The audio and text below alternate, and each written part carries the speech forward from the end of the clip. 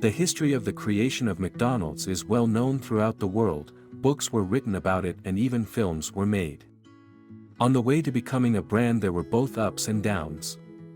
However, different periods in the history of McDonald's did not prevent the corporation from gaining the title of one of the most popular and recognizable fast food companies of the present, and how it happened, we will tell in this video. In the 1930s, the first fast food outlets began to appear in many U.S. states. The owner of most of the eateries was the White Castle chain known at the time. And the highlight of such establishments were hamburgers, which were considered a real exotic dish. The brothers from the small town of San Bernardino, Maurice and Richard McDonald, got the idea of opening snack bars with fast food. In the history of McDonald's branding, they are briefly mentioned by their shortened names, Mac and Dick. Working as decorators in Hollywood, they managed to raise the cash to start their own business.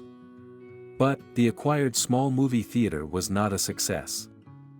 4 years later, the brothers sold the cinema. With the proceeds, the McDonald's opened a small-size restaurant called The Pig Stand at the intersection of two downtown Hollywood streets. There was no menu, only meat sandwiches were sold. Passing motorists were drawn there only because they could buy food from inside the car. Seeing Americans' interest in fast food establishments, Mac and Dick McDonald's decided to expand. The restaurant in Hollywood was sold, and the brothers opened the first McDonald's establishment in their hometown of San Bernardino. The building differed from others in its octagonal shape with large windows, through which visitors could watch the process of food preparation with their own eyes. This format was a revelation to many, and it attracted new customers to McDonald's. McDonald's history shows that the owners of the new restaurant in San Bernardino paid a lot of attention to optimizing the establishment. After calculating profits, they found that only 3 items on the menu, French fries, hamburgers, and Coca-Cola, brought 87% of revenues. The McDonald brothers decided to keep only 8 items on the menu, which included cheeseburgers, hamburgers, French fries, potato chips and patties, as well as drinks, milkshakes, coffee, and, of course, Coca-Cola. Thanks to the simplified menu, McDonald's was able to save on the number of kitchen staff whose work was expensive to pay. Metal dishes were replaced by paper sets. A little later the McDonald brothers managed to optimize the self-service system. This eliminated the need for waiters, and the dramatically increased turnover helped to cut the price of hamburgers by nearly half. In 1948, McDonald's opened its first drive-in restaurant in its history. It provided for customer service through a window, and it was a profitable option because it did not cost much to maintain. The popularity of the new McDonald's increased rapidly. At rush hour there could be 100 or more people in line. 2 years later, Maurice and Richard McDonald managed to double their income. They became recognizable people, increasingly invited to events and equated with the local elite. The history of the creation of McDonald's briefly describes how important the arrival of Raymond Kroc to the new restaurant was. It happened in 1954, when the mixer vendor received the largest order for his product. Ray Kroc became interested in customers who needed 8 mixers for a small restaurant and decided to meet the McDonald brothers in person. Upon his arrival in San Bernardino, traveling salesman Ray Kroc was very surprised to see the success of the well-known businessman achieved through a small roadside establishment that used paper utensils. Even more impressive were the prices on the menu, which were much lower than in other similar cafes. After personally meeting the brothers, Ray Kroc had the grand idea of creating a chain of restaurants all over the United States. At the time, making such a dream a reality was no easy task. All the more so, because Ray didn't have much financial power. But thanks to his persistence and determination, he set a goal for himself, and gradually began to approach its realization. The history of the creation of McDonald's briefly states that Ray Kroc managed to convince Mac and Dick to give the franchise opportunity for sale. The owners of the fast food establishments paid $950 for the license, and gave 1.9% of each restaurant's revenue. Of this money, the McDonald brothers received only 0.5%, with the rest going to Ray Kroc. At first glance, these terms seemed modest. But the mixer salesman believed in the prospects of the project and had no doubts that it would be a great success.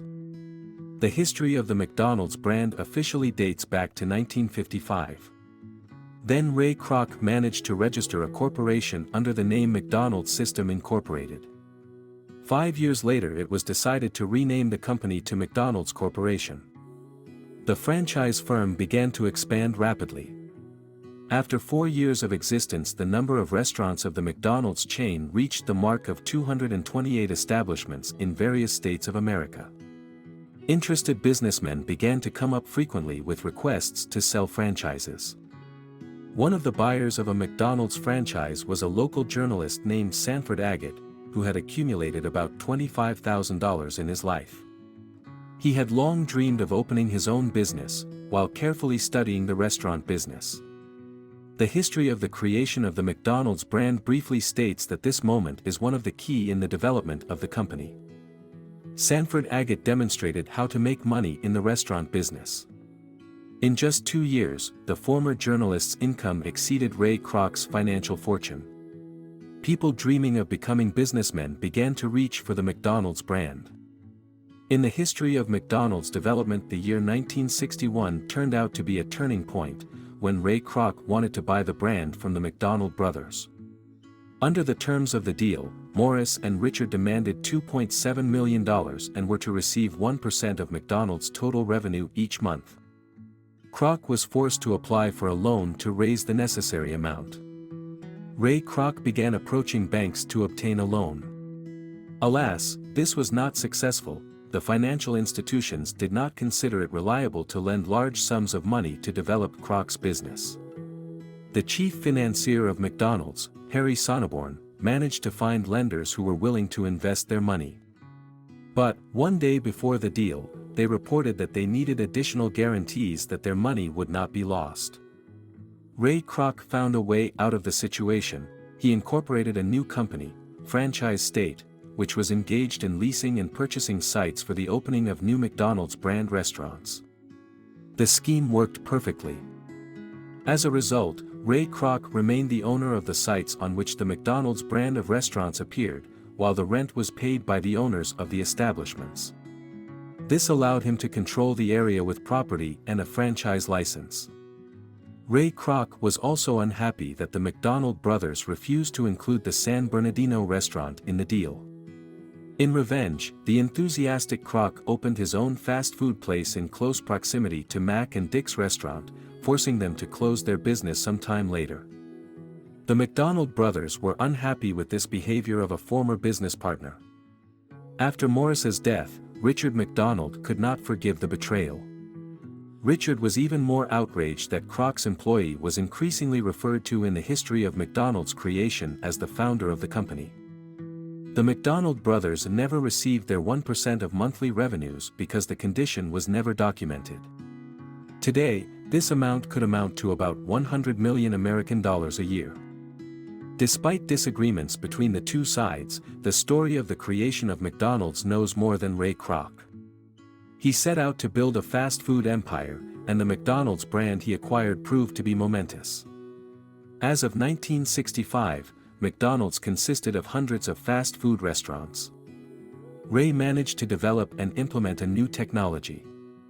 With it came the opportunity to replicate the McDonald's brand of restaurants with the same method of service.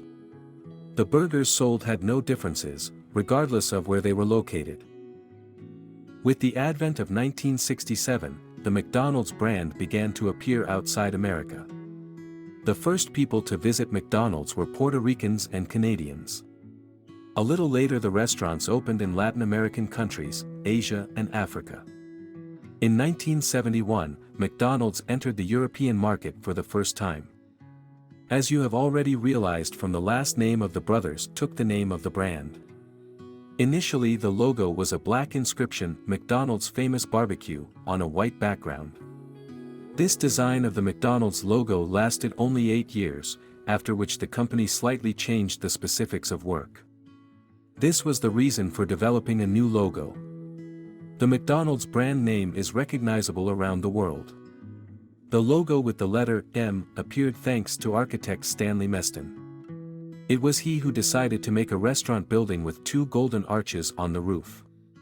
However, this symbol began to be used as a logo only in 1962. The final version of the sign was developed by Jim Schindler. He depicted the roof of the restaurant with golden arches resembling the letter M. In 1968, the image of the roof on the logo was replaced by the name of the brand. That's how the well-known McDonald's trademark appeared. During its existence on the market, McDonald's has changed the appearance of the trademark several times. From 1948 to 1953, McDonald's restaurants had a logo with Chef Speedy on their signs.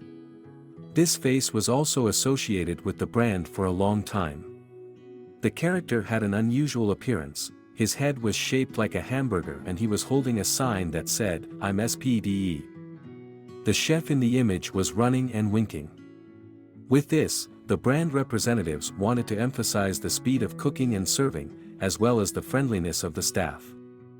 By 1953, the company decided to move away from this design, leaving only the brand name on the new McDonald's logo. The lettering was done in red, and the font corresponded to the specifics of the products sold by the restaurant. This logo was used by the company for 8 years. It wasn't until 1961 that McDonald's logo featured the recognizable image of an arch or the letter M. The logo is pierced by an oblique line denoting the roof of the restaurant. The 1968 McDonald's logo is greatly simplified.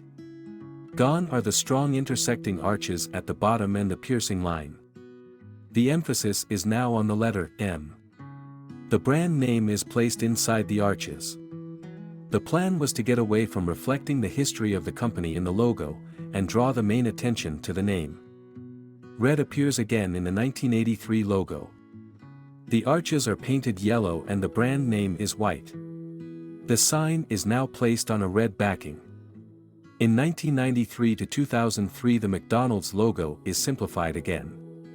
The company name and the red background disappear. Only the arches or the letter M remain, but now they have a shadow. The volume disappears from the 2003 McDonald's logo. The lines of the letter M become thicker. In 2006, the McDonald's trademark undergoes minor changes. The lines of the symbol become thinner again. In 2018, a current version of the McDonald's logo appears.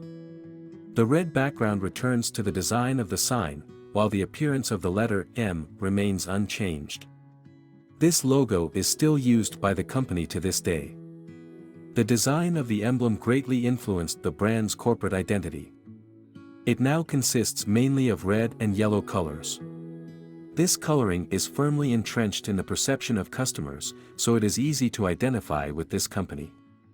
Today McDonald's is one of the 10 most expensive brands in the world, with 37,000 restaurants worldwide.